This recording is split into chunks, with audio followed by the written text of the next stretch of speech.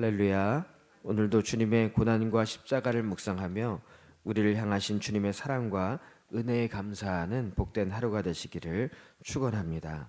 오늘 말씀의 제목은 군중들의 배반과 사형 선고를 받으심입니다.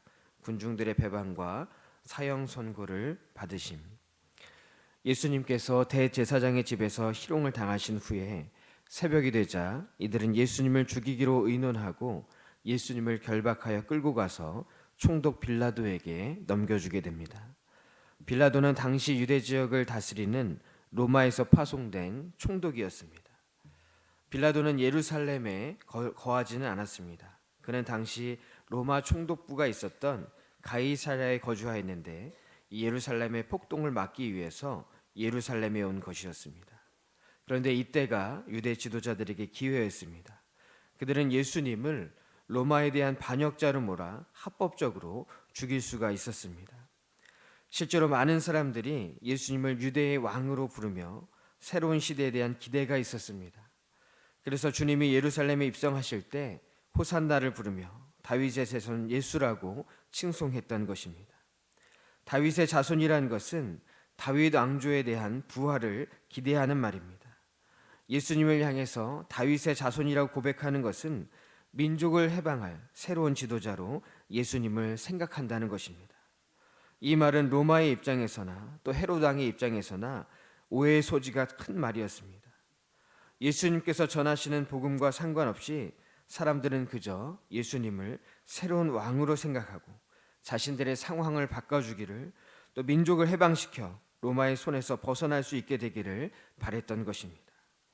그러나 만약 백성들의 기대처럼 예수님께서 유대의 왕이 된다면 가장 피해를 볼 사람들은 바로 유대의 지도자들, 정치와 결탁했던 대제사장과 같은 종교 지도자들이었습니다. 그들은 민족의 미래보다 당장 누리는 것들을 지키는 것에 급급했던 사람들이었습니다.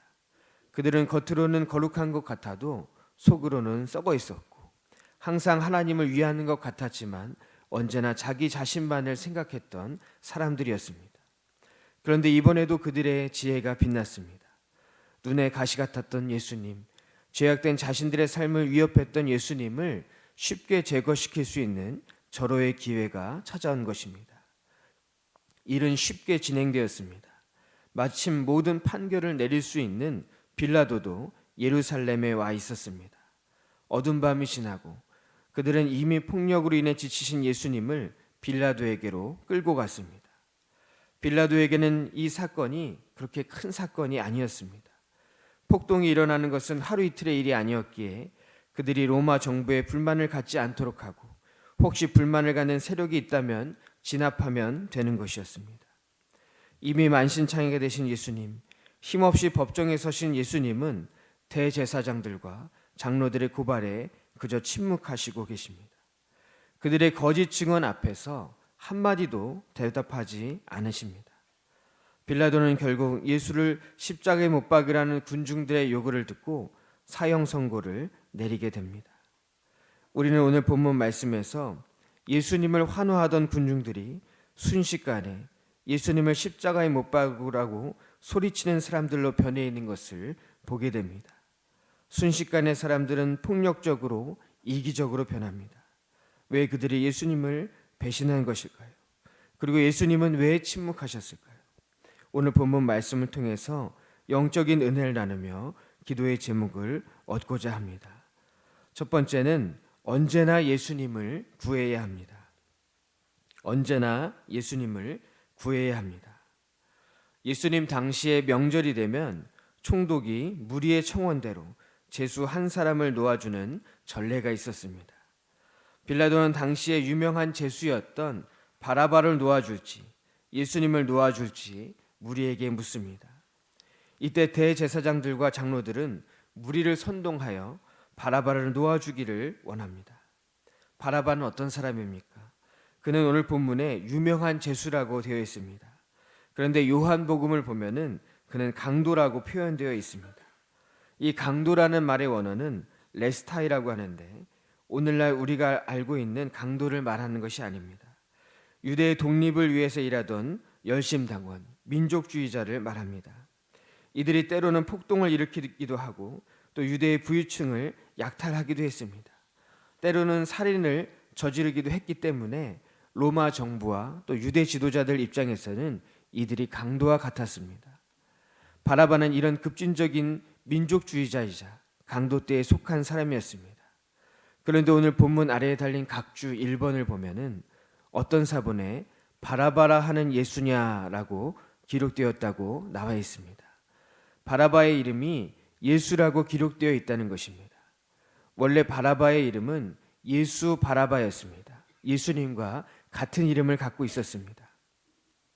그런데 성경을 번역하는 과정에서 어찌 거룩하신 이름 예수를 제수 바라바 앞에 붙일 수 있겠느냐며 그의 이름에서 예수라는 이름을 빼버렸습니다.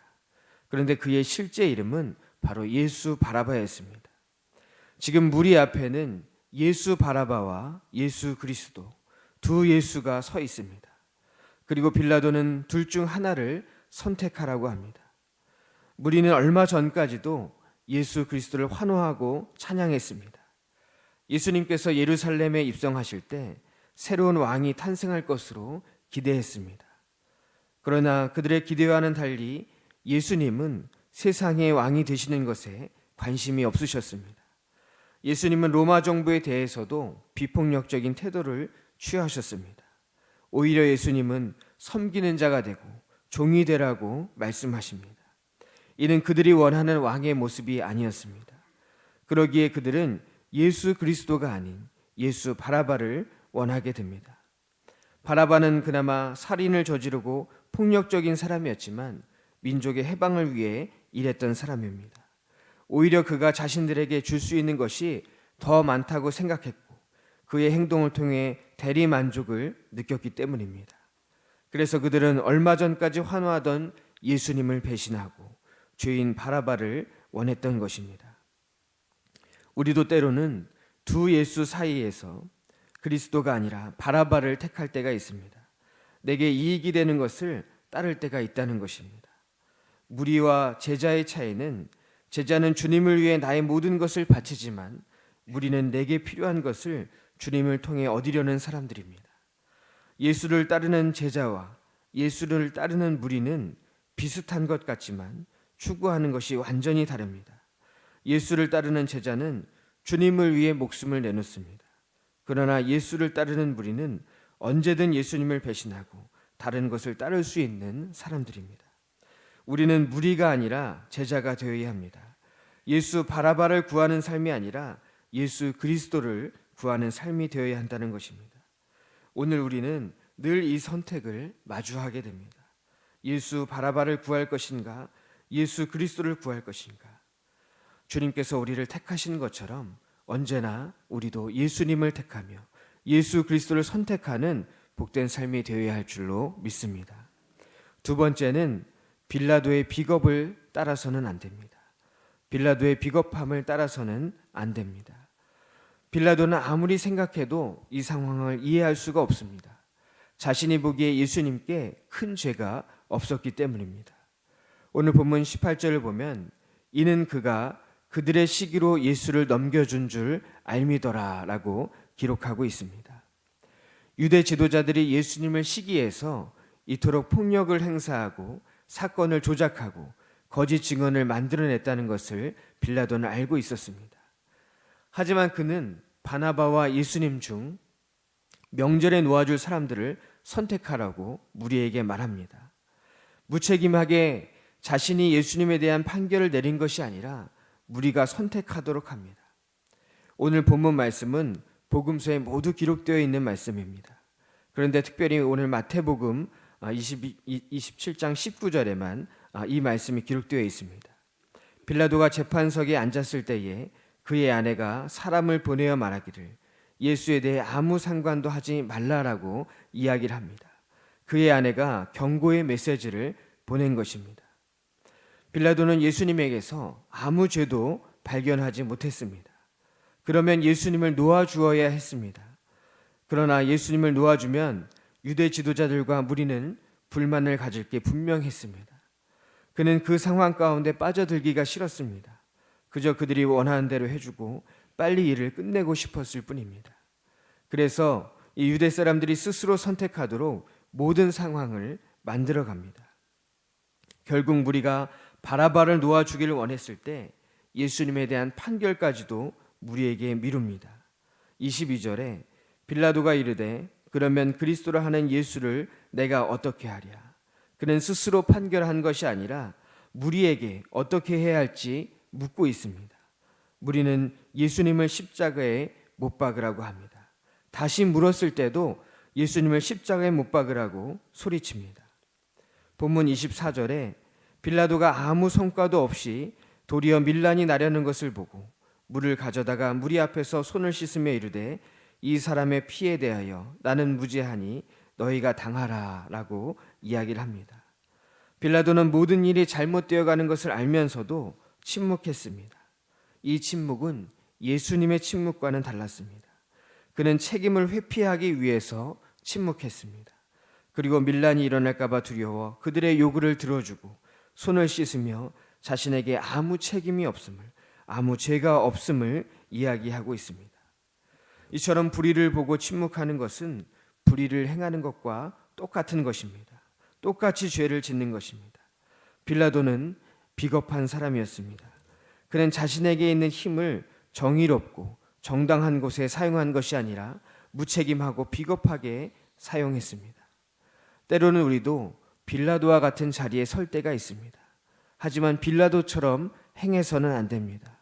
책임감 있는 올바른 선택을 해야 하는 것입니다. 어쩌면 빌라도에게는 큰 잘못이 없어 보일 수도 있습니다. 그는 그저 무리의 요구를 들어주었을 뿐입니다. 그러나 우리가 사도신경에서 고백하듯이 예수님은 빌라도의 선고로 인해서 고통을 당하셨고 십자가에서 죽으셨습니다. 그의 무책임한 행동이 예수님을 십자가에 못 박도록 했다는 것입니다. 예수님은 우리가 빌라도와 같이 행하는 것이 아니라 책임 있는 신앙이 되기를 원하십니다. 불의 앞에서 침묵하는 것이 아니라 비겁하게 도망치는 것이 아니라 언제나 하나님의 의를 구하는 복된 삶이 되시기를 간절히 축원합니다. 세 번째, 바라바는 바로 나 자신입니다. 바라바는 바로 나 자신입니다. 도널드 그레이 반하우스라는 목사님은 하나님의 치유라는 책에서 바라바가 경험했던 십자가를 이렇게 기록하고 있습니다. 바라바는 밀란을 일으키고 살인을 자행한 흉악범으로 체포되었습니다. 그는 사형 선고를 받고 십자가형을 기다리고 있었습니다. 자기 손바닥을 만지면서 대못이 자기 손에 박힐 때에 얼마나 끔찍하게 아플까를 생각했습니다. 다른 사람들이 십자가에 달려서 며칠 동안 고통당하며 죽어가는 모습을 기억하며 얼마나 고통스러울까를 상상하였습니다. 어디선가 망치 소리가 들려오는 것만 같아 불안하였습니다. 그때 밖에서 군중들이 떠들썩하게 소리치는 것이 들렸습니다. 사람들이 바라바, 바라바 하면서 자기 이름을 부르는 것 같았습니다. 성난 군중들이 자기를 죽이라고 소리치는 것 같았습니다. 드디어 간수가 나타났습니다. 이제 자기가 십자가에 달릴 때가 왔다고 생각했습니다. 그런데 간수는 자신의 몸에 매인 사슬을 풀어주었습니다. 그리고 너는 이제 자유의 몸이라고 말해주었습니다. 어찌된 일인지 알 수가 없었습니다. 그가 밖으로 나와보니 군중들이 예수를 십자가에 못 박으라고 외치고 있었습니다. 그는 사건의 전말을 전해 듣게 됩니다.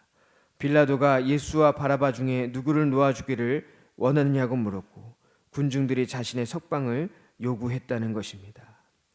도널드 그레이 반하우스 목사님은 바라바의 입장에서 이 사건을 상상하며 이러한 글을 썼습니다. 하루아침에 바라바는 자유의 몸이 되었고 예수님은 죄인이 되셨습니다. 이 사건으로 인해서 가장 큰 은혜를 입은 것은 바로 바라바였습니다. 어떤 학자들은 그의 이름을 해석하며 바라바라는 이름의 뜻이 아버지의 아들이라는 의미를 갖고 있다고 합니다. 모든 사람은 다 아버지의 자녀입니다. 예수님께서 바라바를 대신해 죽으셨듯 모든 아버지의 아들, 모든 사람을 대신해서 예수님께서 죽으셨다. 즉 오늘 바로 나를 위해 죽으셨다는 의미가 있다는 것입니다. 바라바는 죄가 없어서 풀려난 것이 아닙니다. 예수님께서 대신 그의 죄를 뒤집어 쓰신 것입니다. 이처럼 예수님은 우리의 죄를 대신해서 십자가를 지셨습니다.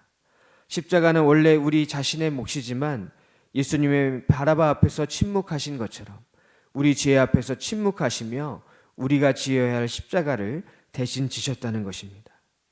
예수님은 무리 앞에서 또 빌라도 앞에서 십자가 앞에서 우리를 부인하지도 않으시고 배신하지도 않으시고 침묵하시며 모든 것을 감당해 주십니다.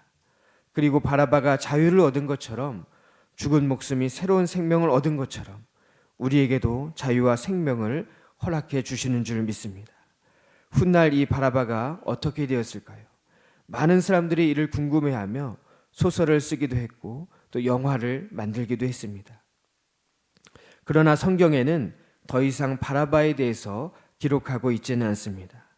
그러나 몇몇 전승들에 의하면 바라바는 예수님을 전하는 전도자가 되었다고 합니다. 이 전승은 바라바가 운 좋게 예수님이 대신 죽으심으로 자유와 해방에 그친 것이 아니라 구속의 은혜에 감격해 전도자가 되었다는 것을 말해주고 있습니다. 우리는 단지 예수님께서 우리를 위해 죽으셨다는 고백만으로 그치면 안 됩니다. 단지 우리가 죄에서 해방됐다는 기쁨에만 그치면 안 된다는 것입니다. 구원의 감격 가운데 분명한 삶의 변화가 있어야 합니다. 우리는 죄의 형벌 가운데서만 자유로워지는 것이 아니라 죄 가운데서 완전히 자유로워져야 합니다. 그러기 위해 죄 없으신 주님이 우리를 대신하여 십자가를 지신 것입니다. 이번 사순절 갈보리 기도의 주제가 십자가의 은혜와 우리의 믿음입니다. 십자가의 은혜와 우리의 믿음. 십자가의 은혜도 있겠지만 우리의 믿음도 그 안에서 성숙해져야 한다는 것입니다. 십자가 안에 거할 때 우리의 믿음이 더욱 깊어지게 되는 것입니다. 바라바를 대신해서 죽으신 주님, 오늘 우리를 대신해 십자가를 지시며 우리가 죄로부터 완전히 자유롭게 되기를 원하고 계신 줄로 믿습니다. 오직 주님을 생각하며 십자가의 은혜 가운데 참된 자유를 소호하는 복된 삶이 되시기를 간절히 축원합니다. 기도하겠습니다. 구원의 하나님, 오늘도 우리에게 복된 하루를 허락하시고 주님의 은혜 가운데 거하게 하심을 감사를 드립니다.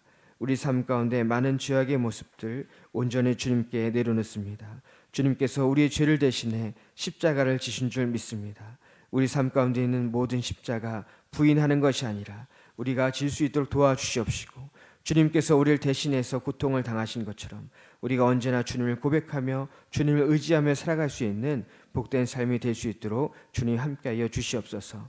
오늘날 바라바 같은 우리를 대신해 주님께서 십자가를 지시고 구원의 길로 인도하시는 줄 믿습니다.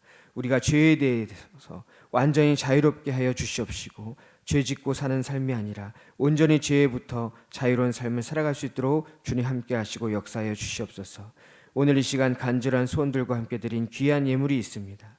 이 예물 위에 하늘에 속한 신령한 복과 땅에 속한 기름진 축복이 있게 하여 주옵시고 하나님의 선하신 뜻 가운데 모든 기도의 제목이 응답되게 하여 주시옵소서.